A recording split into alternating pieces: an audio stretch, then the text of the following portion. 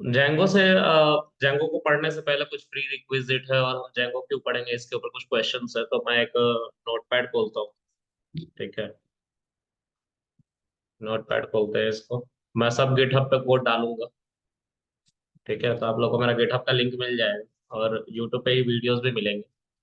तो पहला तो है कि why we are learning Django, right? So why we are learning Django. ठीक है, देखो जेंगो से हम बैकएंड डेवलप करते हैं। बैकएंड एक वेबसाइट के तीन पार्ट होते हैं। ठीक है, सॉरी, दो पार्ट होते हैं, फ्रंट एंड एंड बैक। ठीक है, तो फ्रंट एंड हमारा क्या काम करता है? फ्रंट एंड बेसिकली जो हम देख रहे होते हैं, जैसे किसी वेबसाइट पर मैं जाऊं, लेट्स गो टू इंस्टाग्राम या विकिपीडिया। ठीक है, विकिपीडिया पे अगर मैं जाऊंगा, तो this is Wikipedia portal. Okay, यहाँ पे जो आपको दिख रहा है, this is called front end, UI. ठीक है, यूजर इंटरफेस। ठीक है, एक और टर्म आता है यूएक्स करके, तो वो यूजर एक्सपीरियंस होता है, वो दूसरी बात है। ठीक है, कि यूजर को वो यूज करने में यूआई कितना अच्छा महसूस हो रहा है या खराब महसूस हो रहा है, तो उसका वो काम है, वो दूसरा चीज है। ठीक है, यूआई यूएक्स डेवलपर करके बंदे मार्केट में घूमते रहते हैं। हम बेसिकली वेबसाइट डेवलपमेंट की बात कर रहे हैं जेंगो की हेल्प से। तो जेंगो क्या है उसके बारे में समझना पड़ेगा पहले, है ना? तो देखो, मैं तुम लोगों को कुछ एआई टूल्स के बारे में पहले भी बताया था, अभी बता रहा हूँ। ठीक है, जो चैट जीपीटी है, वो हमें बहुत सारे क्वेश्चन का आंसर कर देता है। ठीक है, तुम लोगों को दिखाई दे रहा होगा साइड में बहुत सारे क्वेश्चंस मैंने पूछ रखे हैं, उसका नोट्स बना हुआ ऑल इन ऑल, है ना? और ये चैट जीपीटी जो है, ये 2022 जनवरी के बाद अपडेट नहीं किया गया है, फोर वर्जन। मतलब कि अगर तुम इसको $20 दे के GPT 4 को लोगे, तब तुम्हें अ, आगे के अपग्रेड और या अपडेट्स मिलेंगे जब आप क्वेश्चन पूछोगे। तो कुछ और टूल है, एआई टूल्स, जिसको फाइंड कहते हैं। This is find. ओके, ये भी सेम है। You can ask any question, it will help you, chat GPT की तरह ही। उसी तरह से black box AI, black box AI. ठीक है, अब ब्लैक बॉक्स एआई भी इसी तरह का एक टूल है। ठीक है, ये पाइथन यहाँ पे लिखा हुआ है। जब आप पहली बार जाओगे इसको ओपन करने के लिए, जैसे मैं सिर्फ इतना खोलूँ, तो देखो यहाँ पे बहुत सारे लैंग्वेज बता रहे हैं। एचटीएमएल से रिलेटेड असिस्टेंट चाहिए, तो इसको आप पिक कर सकते हो। अगर आप पिक नहीं भी कर रहे हो ना इन सब, इन सब से रिलेटेड देख रहे हो, हर चीज से रिलेटेड स्पेसिफिक होके ये आंसर कर सकता है, ये इसकी खूबी है।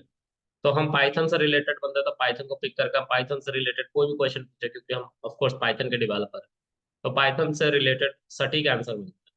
ठीक है, वैसे आप चाहो तो चूज करो, चाहो तो चूज करना है तो पाइथन पे क्लिक कर लो, पाइथन असिस्टेंट स्टार्ट हो जाए।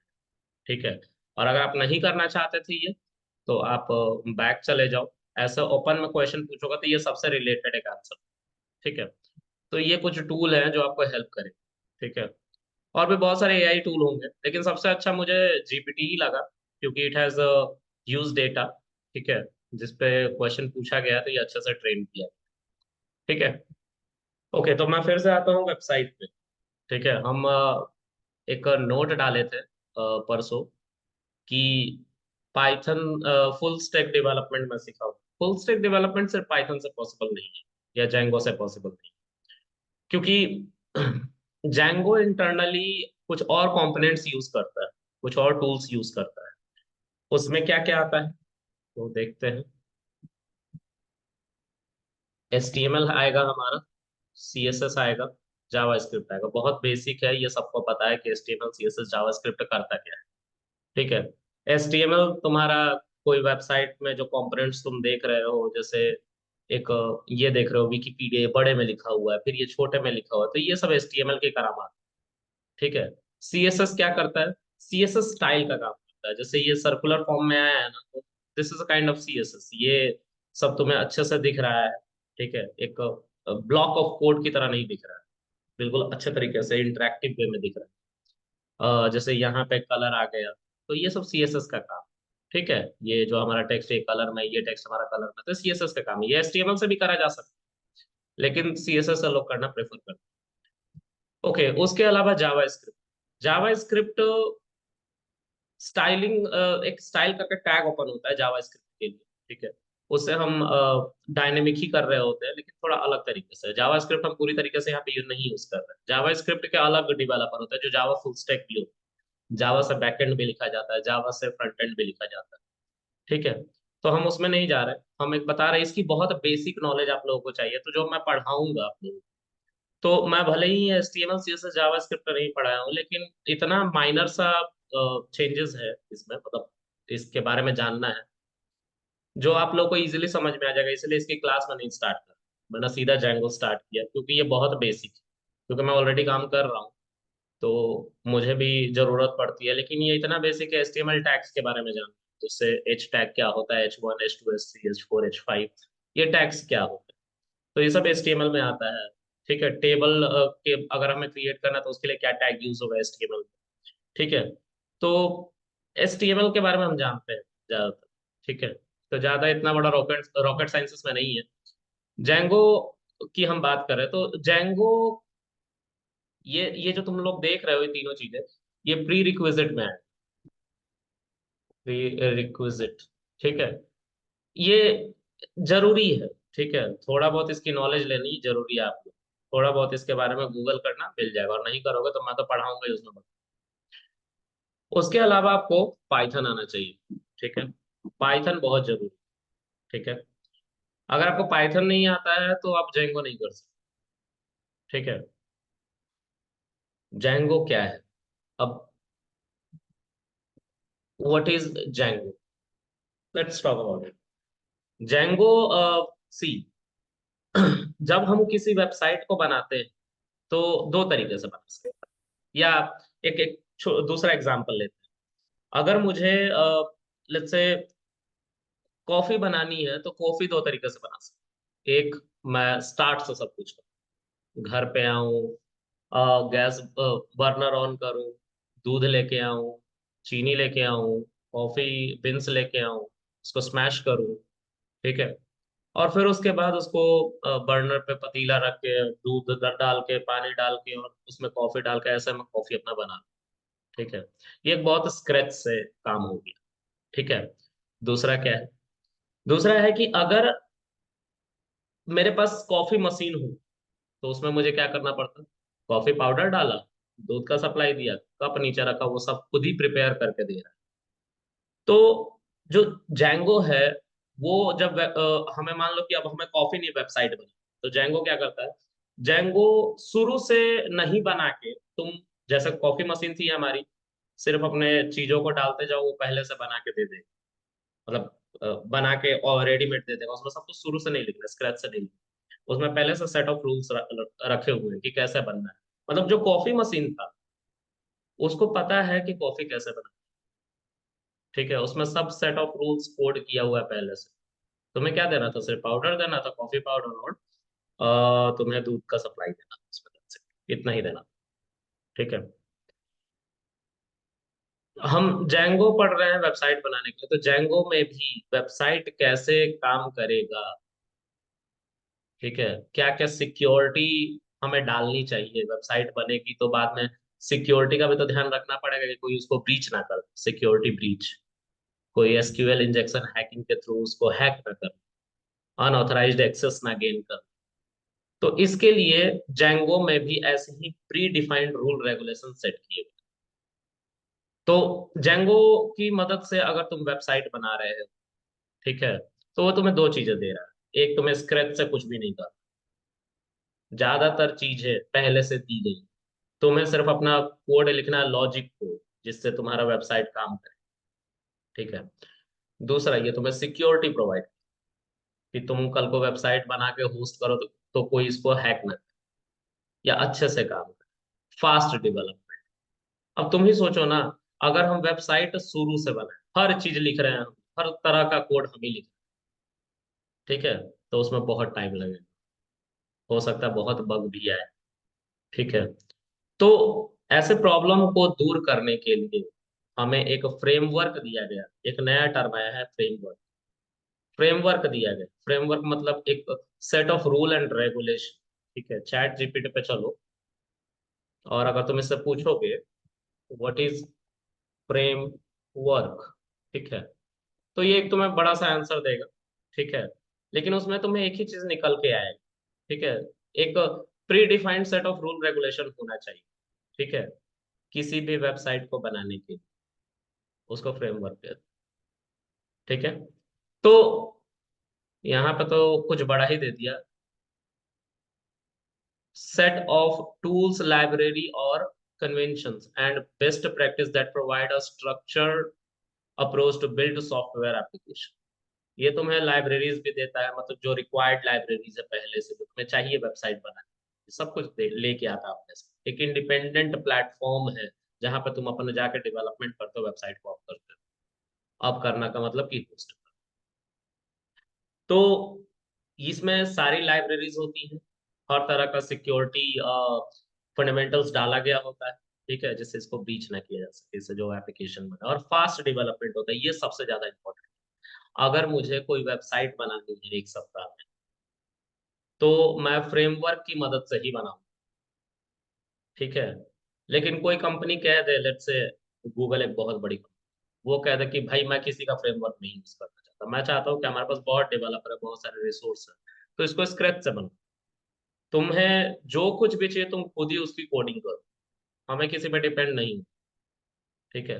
तो उस सिनेरियो में हम फ्रेमवर्क का नहीं, मतलब गूगल के डेवलपर फ्रेमवर्क का यूज नहीं करते, वो स्टार्ट से सब कुछ लिखे, अपने अकॉर्डिंग लिखे, सारे सिक्योरिटी के लॉस भी वो अपने अकॉर्डिंग ही लिखेंगे, उसकी कोडिंग करेंगे, ठीक है। तो फिर हम इसको नहीं पढ़े, तो मैंने बोला कि इसी को पढ़ना ज्यादा बेटर हो, क्योंकि हर बार ये नहीं, बड़ी बड़ी जाइंट्स जो हैं जैसे इंस्टाग्राम, वो पूरी तरीके से फ्रेमवर्क पे बनी हुई है। अब वो कौन सा फ्रेमवर्क है, तो जेंगो, ठीक है, एक डिस्कस करके वेबसाइट है, ठीक है, वो भी जेंगो पे ही बना हुआ है। बहुत सारे ऐसे वेबसाइट है, क्योंकि कल को आप जेंगो पढ़ लोगे फिर कहाँ जाके अप्लाई करें, जॉब भी तो चाहिए, ठीक है। तो उस केस में आपको, एक सेकंड यहीं पे आप पूछो, list any 5 client of Django. तो जब आप ये पूछोगे तो ये 5 क्लाइंट का नाम देगा, देखो, इंस्टाग्राम जेंगो पे बना हुआ है, ठीक है, पिंस्ट पिन पिंटरेस्ट, ये शायद फोटो वाली है ना, पॉपुलर इमेजेस वगैरह दिखाते हैं, ठीक है, तो ये जैंगो पे बनी हुई है। डिस्कस मैंने नाम लिया था, दिस इज डिस्कस, ये भी जैंगो पे बना हुआ है। ड्रॉप बॉक्स भी जैंगो पे बना हुआ है। ये इवेंट ब्राइट भी जैंगो पे बना हुआ है, और भी बहुत सारे, ठीक है। तो ये मेगा जाइंट्स जो बड़ी बड़ी कंपनीज है, इंस्टाग्राम सब चला। अब जैंगो से ही क्यों बनाया जा रहा है इन सब, जहां पे लार्ज वॉल्यूम ऑफ डेटा होता है उसके लिए जैंगो बहुत अच्छा काम। लार्ज वॉल्यूम ऑफ डेटा, तो सर डेटा का क्या रोल है भाई, डेटा अगर है तो क्रैश भी तो होगा वेबसाइट, स्लो भी तो होगा वेबसाइट, लेकिन जैंगो नहीं है, ये इसका एक एडवांटेज। तो पाइथन भी ज्यादा डेटा के साथ अच्छा काम करता है, और जैंगो भी पाइथन को यूज करता है, तो ये भी डेटा के साथ एक अच्छा कंपैटिबिलिटी बना कर, ठीक है। तो ये था जेंगो का एक इंट्रोडक्शन, ठीक है। जेंगो को हम इसलिए यूज करेंगे बुलेट पॉइंट्स में कि फास्ट डेवलपमेंट करें, और पहले से प्री डिफाइंड सिक्योरिटी ब्रीच से बचने के लिए, जो भी हमारे पास प्रॉब्लम होती है, सिक्योरिटी ब्रीच हो सकता है, उससे बचने के लिए हमें ऑलरेडी उसके अंदर लाइब्रेरीज टूल्स दिए गए, ठीक है। जैसे जैसे हम आगे बढ़ेंगे उनके बारे में पढ़ेंगे, ठीक है। एक और इम्पोर्टेंट बात है, क्लासेस मैं रोज नहीं ले पाऊँ, ठीक है, मेरे भी काम है ना, अभी नई कंपनी है तो I have to explore, right. तो मैं रोज नहीं ले पाऊंगा, तो मैं स्टेटस डालूँ, स्टेटस देख लेना और ज्वाइन कर, ठीक है। बिना, मतलब मुझे बहुत सारे कल मैसेज आया, कल मैंने कोई स्टेटस वगैरह नहीं डाला, तो वो एआई वालों को पता है कि अगर मैं स्टेटस नहीं डालता तो क्लास नहीं, ठीक है। आप लोग को शायद नहीं पता होगा, इसलिए मैंने बता दिया है ना, तो मैं स्टेटस डाल दिया था, ठीक है। तो किसी को यहाँ तक कोई दिक्कत है अभी तक, जैंगो क्यों हम यूज कर रहे हैं, जैंगो क्या है, इसको समझने में किसी को दिक्कत है तो पूछ लो। हम्म। सर मेरे डेटा के लिए। क्या? डेटा के लिए आपने बोला था कि ये बिग डेटा मतलब, और ये वाला जैसे इंस्टाग्राम का सर्वर जो है बहुत ज्यादा डेटा लेता है, तो मेरे को वो बात समझ में नहीं आई। या जब डेटा ज्यादा ये होता जगह है हम कहाँ हेल्प करते हाँ, देखो, जो डेटा का कॉन्सेप्ट है ना, वो अभी मेरे हिसाब से नहीं समझ। ठीक है, ऐसा समझ लो कि ट्रैफिक होती है, ठीक है, उसी तरह से डेटा हो। डेटा जब ज्यादा होता है हमारे वेबसाइट में, उसको हैंडल करने के लिए एक लैंग्वेज आती है सामने से, पाइथन। तो पाइथन से बना हुआ जेंगो जो फ्रेमवर्क है वो इसके लिए अच्छा है। अभी इतना ही समझ। ठीक है, एक दिन में हम पूरा नहीं समझ पाएंगे। ठीक है, जैसे जैसे हम वेबसाइट बिल्ड करेंगे ना, वैसे वैसे समझ, और आपको भी समझ में आना। ठीक है, बस ये समझ लो कि ज्यादा डेटा के साथ कंपैटिबल। ठीक है। हैं। ओके। हम्म। अब इसमें कुछ और कंपोनेंट्स हैं, जैसे हम इसमें क्या क्या पढ़ाएंगे आपको। तो जैसे पहले हम एक काम करते हैं, हम जेंगो को और इससे रिलेटेड इंस्ट्रूमेंट को यानी कि टूल्स को डाउनलोड कर लेते हैं। ठीक है, तो देखो, आप जाओ तो पाइचार्म यूज कर लो। ठीक है, सबलाइम एडिटर यूज कर लो। ठीक है, मैं इसके लिए VS कोड यूज करूंगा, VS कोड से मैं ज्यादा कंपैटिबल हूँ, उसी पे मैं काम करता हूँ ज्यादा। और VS कोड पे हर तरह के कोडिंग हो सकती है, इसलिए मैं VS कोड से ज्यादा क्लोज। तो मैं VS कोड पे इन सबको दिखाऊंगा ये कैसे ये काम करेंगे। तो configure Django with VS code. ठीक है, और रिक्वायर्ड जो भी टूल है वो भी आपको उसके अंदर मैं दिखाऊंगी क्या क्या हमें इंस्टॉल करना पड़ता है। अच्छा, एक और बात मैं बताना भूल गया। Django जो है वो पाइथन की हेल्प से ही इंस्टॉल होता है। ठीक है, आपको लिखना पड़ता है पिप इंस्टॉल Django। ठीक है, जब आप ये चलाते हैं, अच्छा, पिप के बारे में आप लोगों को मैंने पाइथन में बता रखा है। पाइथन में पिप का काम है, पिप एक डिपेंडेंसी मैनेजर, एक ऐसा बंदा कह लो या ब्रोकर कह लो जो हमारे PC में पाइथन है उसके साथ ही आता है। पाइथन के साथ ही आता है, पाइथन के सेटअप के साथ ही आता है। पांच चीजें आती हैं, मेरा पाइथन के लेक्चर में है कि वो पांच चीजें क्या है। तो पिप भी पाइथन के साथ आता है जब हम पाइथन इंस्टॉल करते हैं। अब पिप क्या करता है, पिप इंस्टॉल जेंगो जब हम लिखते हैं तो पिप जाता है PYPI.org, जो पाइथन ORG की वेबसाइट के अंदर ही, पाई पाई, उसमें जाता है और जेंगो को वहां से बुलाता है और उसको हमारे PC में इंस्टॉल करता है।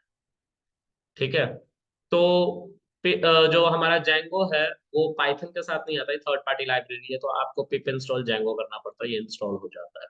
ठीक है, तो अब हम चलते हैं क्रोम पे फिर से, और हम जो रिक्वायर्ड थिंग्स है उसको इंस्टॉल करते हैं, लाइक VS कोड। तो VS कोड पे मैं कोडिंग कराऊंगा। VS कोड का पहला लिंक जो आ रहा है, VS कोड यानी कि विजुअल स्टूडियो कोड, माइक्रोसॉफ्ट ने इसे बनाया है, और ये एक ओपन सोर्स प्लेटफॉर्म है। ठीक है, यहाँ पे आपको तीन प्लेटफॉर्म के लिए को डाउनलोड करने के लिए मिलेगा। ठीक है, जिसमें मैक है, विंडोज X64 का मतलब है 64 बिट, लिनक्स के लिए है जिसमें डेबियन है, और ठीक है। तो मैं विंडोज के लिए इंस्टॉल करूंगा, यहाँ पे भी देखो बाय डिफॉल्ट दिया हुआ है डाउनलोड फॉर विंडोज। तो इस पे जब तुम क्लिक करोगे तो ये इंस्टॉल हो जाएगा विंडो के लिए। देखो, मैं हर क्लास में ये बात बोलता हूँ और अभी भी इसको रिपीट करूंगा, इंडस्ट्री जो काम करती है वो लिनक्स पे करती है। लिनक्स पे अगर मैं इन सबको बताने लग गया तो जो जूम मीटिंग ये जो चला रहा हूँ ना, ये आप लोगों को का स्टक होने लग जाता, मतलब मैं बोलूंगा तो मेरी इमेज स्टक हो, वॉइस स्टक होता है। मैंने अपने ऑफिस के PC से भी एक बार क्लास, दो तीन बार क्लास लेने की कोशिश करी और ये होता है। तो इसको मेक श्योर कर लेना। लेकिन जब आपको इंडस्ट्री में भेजा जाएगा तो वो आपको लिनक्स पे ही काम कराएंगे, और ज्यादातर होगा कि उबंटू पे काम कराएंगे। ठीक है, उबंटू नेटवर्किंग से रिलेटेड काम के लिए बेटर है, इसलिए। ठीक है, तो उबंटू से ही उबंटू को आप लोग एक वर्चुअल इन्वायरमेंट या यूं कहें कि वर्चुअल बॉक्स आप डाउनलोड कर लो। वर्चुअल बॉक्स जो होता है वो ओरेकल ने बनाया था, ठीक है। उसी तरह से VMware, इन दोनों में से कोई भी आप डाउनलोड कर लो और उबंटू पे काम करना स्टार्ट कर लो। ये तो उबंटू सीखने में भी वक्त लगता है थोड़ा सा, है ना, अगर आप बिगिनर है। मैं जिस कंपनी में था या जिस कंपनी में अब जा रहा हूँ 18 से, दोनों उबंटू यूज कर, ठीक है। दो फायदे हैं, एक तो ओपन सोर्स है, पैसा नहीं लगता इसका। दूसरा, विंडो को कोई क्यों पैसा देगा, मतलब सिक्योरिटी, पैसा नहीं लगता, और दूसरा सिक्योरिटी के लिए अच्छा है, नेटवर्किंग से रिलेटेड अच्छा काम। ओके, तो मैंने इसको डाउनलोड किया था और ये डाउनलोड हो चुका है यहाँ पे। एक सेकंड गाइस।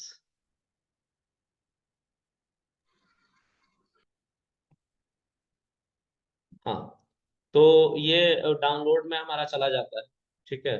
ये हमारा डाउनलोड फोल्डर है, इसके अंदर ये आया है VS कोड, ठीक है। इस पे डबल क्लिक करके इसको इंस्टॉल करेंगे हम। आपको टर्म कंडीशन एक्सेप्ट करने पड़ते हैं, तो I accept the agreement, next. ये इस पाथ पे जाके अपने आप को स्टोर करेगा, ठीक है। मतलब हमारा विंडो इसको ये पाथ एलोकेट कर, इसको चलने के लिए 366.3 MB की स्पेस रिक्वायर्ड है। इससे कम अगर आपके डिस्क डिस्क जो है ना, SSD, उस पे कम स्पेस है तो ये नहीं चलेगा। नेक्स्ट करो। अगर नहीं, कोई नहीं, चलो नेक्स्ट करो। इन सबको चेक कर लेना। ये क्या करेगा, हमारा डेस्कटॉप पे एक आइकन क्रिएट कर देगा। इनको भी चेक कर लो। ये हमारा जो है, ये चेक इसलिए रिक्वायर्ड है क्योंकि हम CMD से भी इसको चला सकते हैं VS को। तो इन सबको आप चेक कर लो, ठीक है। फिर नेक्स्ट करना, फिर इंस्टॉल पे क्लिक करना और हमारा इंस्टॉलेशन स्टार्ट हो जाएगा। ये लाइट वेट एक हमारा प्लेटफॉर्म है, ठीक है, जो फास्ट चलता है VS को। अगर आप यही पाईचार्म यूज करते तो 400 MB की वो फाइल होती, ठीक है। ये लॉन्च मतलब हमारा डाउन इंस्टॉल हो गया है। अब ये यहाँ पे चेक्ड हुआ पड़ा है, तो इसको अनचेक कर लो चाहो तो, और फिनिश कर दो, ठीक है। इसको बंद कर लेते हैं, इसको भी मिनिमाइज कर लेते हैं और यहाँ पे स्टार्ट में जाओ और यहाँ पे लिखो VS कोड, ठीक है। तो VS कोड हमारा पहला वाला जो लिंक है उसको क्लिक करोगे तो ये हमारा ऐसे खुल जाएगा, ठीक है। मैं इस पे कुछ APIs के बारे में देख रहा था आज, ठीक है, फास्ट API के बारे में। तो इसको हम बंद कर लेते हैं, ठीक है। इसको भी मिनिमाइज कर लेते हैं। अब जो हम पढ़ने जा रहे हैं, हम फुल स्टैक पढ़ने जा रहे हैं, ठीक है। तो मैं उसके लिए एक फोल्डर बिल्ड कर, ठीक है। और इस फोल्डर का नाम रखूंगा, या फिर एक काम करो, ऑलरेडी मेरे पास एक फोल्डर बना हुआ है यूट्यूब करके। इस पे जो मैं मशीन लर्निंग पढ़ा रहा हूँ उससे रिलेटेड ही है हमारा, तो इसी में हम जेंगो कर लेते हैं, ठीक है। तो यहाँ पे एक नया फोल्डर बना, ठीक है, राइट क्लिक करके फोल्डर, और इसका नाम रख दो जेंगो, ठीक है। इसके अंदर आ जाओ। अब जो मैं कोड करूंगा उस कोड को कहीं ना कहीं तो रखूंगा जिससे आप भी उसको फ्यूचर में एक्सेस कर पाओ, राइट। तो उसके लिए हम चलेंगे क्रोम पे और मैं अपना गिटहब यूज करूंगा इसके। जितनी चीजें मैं बोल रहा हूँ ना, ये सब जरूरी है, ठीक है। गिटहब भी आना चाहिए आप लोग, ठीक है। क्लाउड आना चाहिए, ये मैंने बहुत बार बोल रखी है, अगर आप लोग नहीं इस पे ध्यान दे रहे तो प्लीज दीजिए, है ना। तो मैं यहाँ पे शायद ऑलरेडी एक बनाया हूँ, मैं देख लेता हूँ मेरे रैपो में पड़ा हुआ है कि नहीं। जो जो मैं पढ़ाने वाला था उसका ऑलरेडी मैंने बना रखा था फोल्डर, जेंगो प्रोजेक्ट।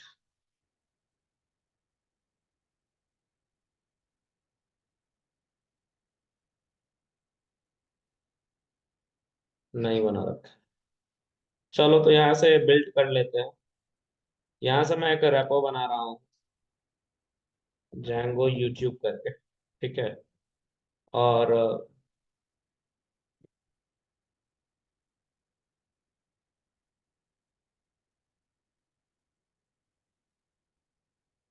पब्लिक ही रहने देता हूँ जिससे आप लोग भी डाउनलोड कर पाओ। एक readme.md फाइल जोड़ते हैं और क्रिएट करते हैं इसको। ये हमारा जेंगो का एक रेपोजिटरी बन गया। ये रेपोजिटरी कहलाता है, ठीक है, पब्लिक रेपोजिटरी है, और रेपोजिटरी का नाम है जेंगो यूट्यूब, ठीक है। अब मैं क्या करूंगा कि इसमें अपना सारा कोड डालूंगा, और उसके लिए मुझे गिटहब कॉन्फ़िगर करना पड़ेगा। तो मेरे में ऑलरेडी सब कुछ कॉन्फ़िगर्ड है, मैंने गिटहब नहीं पढ़ाया है, मैं पढ़ा दूँ, ठीक है। तो मैं अपने लोकल मशीन में ये सारा काम कर लेता हूँ। इसके अंदर मैं cmd लिखूंगा और यहाँ पे लिखूंगा गिट क्लोन। ये आपको अगर नहीं पता है तो पैनिक नहीं होना, इसके बारे में मैंने पढ़ाया नहीं। यहाँ पे एक फोल्डर आ गया जैंगो यूट्यूब करके, जो मेरा ऑनलाइन पड़ा हुआ है। यहाँ पे जैंगो यूट्यूब ये मेरे लोकल मशीन में आ गया, ठीक है। कुछ कोड लिखा मैंने उसकी हेल्प से, तो वो गिटहब था और कुछ नहीं।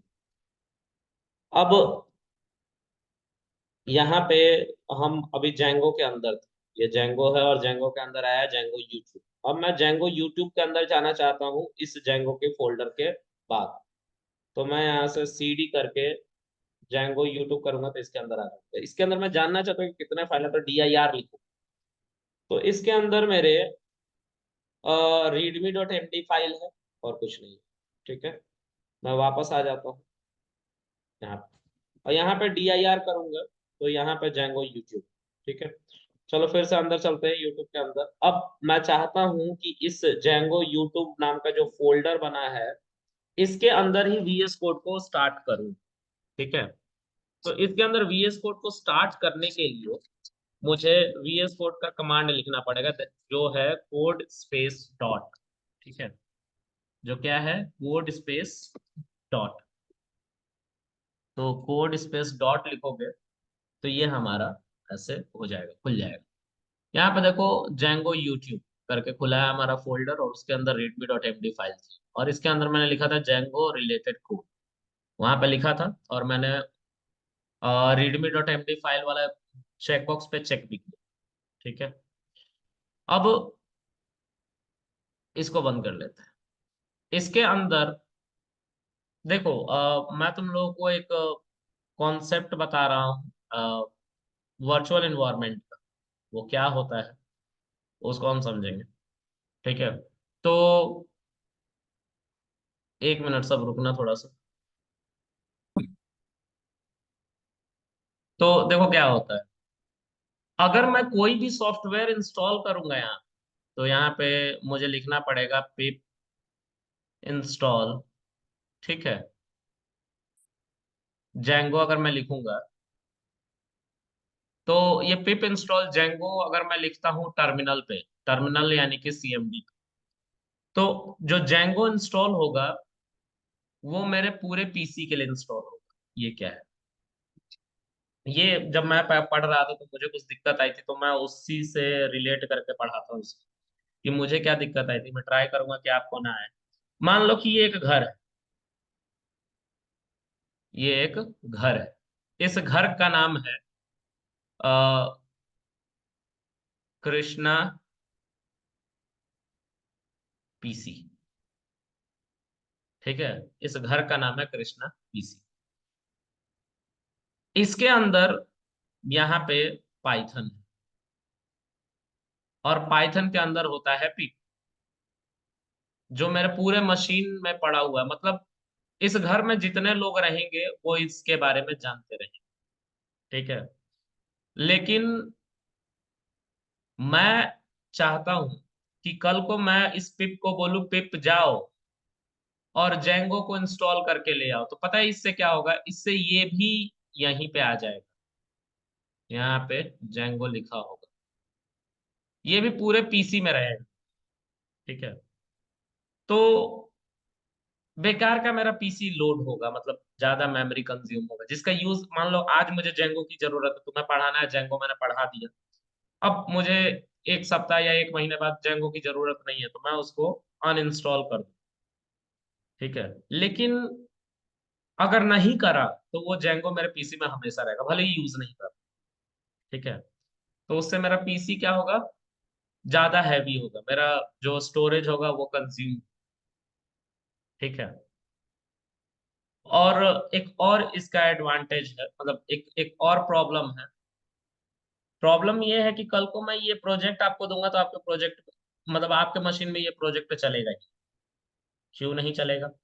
तो जो भी मैं रिक्वायर्ड सेटअप है जो इंस्टॉल कर रहा हूँ, ये आपको पता ही नहीं।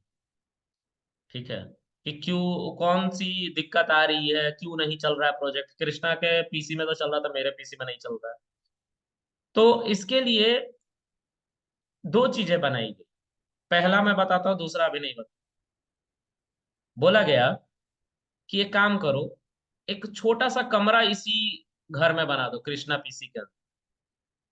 जो इसके बाहर लोग बैठे हुए हैं, जैसे मान लो कि यहाँ पे कुछ और जावा बैठा हुआ है, जावा का सेटअप। तो इसके अंदर, इस घर के अंदर जो कुछ भी है ना, इसको बाहर वाले लोगों से कोई मतलब नहीं, कोई मतलब नहीं होना चाहिए। इसके अंदर कोई भी सेटअप है, जैसे जेंगो मान लो यहाँ पे। ठीक है, यहाँ पे नहीं। तो इस छोटे से रूम का नाम मैं रख दूंगा इन्वायरमेंट, या वर्चुअल इन्वायरमेंट, VENV। आप कुछ भी नाम दे सकते हो, मैं इसका नाम दे देता हूँ वर्चुअल इन्वायरमेंट। मतलब एक घर के अंदर एक अलग ही दुनिया बना दी। ठीक है, जिसका कोई लेना देना नहीं है बाहर के किसी भी सॉफ्टवेयर से। इस घर के अंदर जो सॉफ्टवेयर होगा उसी का इस्तेमाल करके अगर मैं कोई काम कर रहा हूँ तो होगा इससे काम। मतलब मैं एक एप्लीकेशन बनाना चाह रहा हूँ तो इस घर के अंदर जितना सॉफ्टवेयर है उसी की मदद से वो एप्लीकेशन चले। ठीक है, तो मैं अपने पीसी में अभी यही एक वर्चुअल एनवायरनमेंट बनाने जा रहा हूँ। ठीक है, तो सारे सॉफ्टवेयर एक फोल्डर के अंदर आ जाए जिसका नाम क्या है, VENV। इसको वर्चुअल एनवायरनमेंट कहते हैं। वर्चुअल एनवायरनमेंट इसलिए बनाते हैं क्योंकि देखो, मान लो पाइथन का आप लोगों ने सेटअप देखा होगा। जब मैंने आप लोगों को पहली बार पाइथन पढ़ाया होगा, जब कभी भी पढ़ाया होगा, तो 11 पॉइंट समथिंग वर्जन होगा, 11.2 या 9 ऐसा कुछ वर्जन। फिर अभी रिसेंट जो चल रहा है 12.2 वर्जन चल रहा है। तो 11.9 से मैंने जब भी आपको पढ़ाया, 11.9 जो हमारा पाइथन का वर्जन था, उससे जितना चीज पढ़ा है वो कोड अच्छे से चल रहा है। लेकिन मान लेते हैं कि अभी रिसेंट समय में 4 महीने 5 महीने बाद 12.2 आ गया। ठीक है, और इससे मैं आप लोगों को वही कोड पहले वाला चला कर देखो तो हो सकता है कुछ एरर आ जाए, हो सकता है कुछ एरर आ जाए। तो सर, ये एरर क्यों आ रहा है? ये एरर इसलिए आ रहा है कि जो हमारा पहले का कोड था वो 11.9 के कंपेटेबल था, 12.2 के नहीं। इसलिए एरर आ रहा है, तो वर्जन चेंज होने की वजह से भी दिक्कत। अब क्या है, थोड़ी देर में मीटिंग रिज्वाइन करो सर, फिर से आगे बताना है।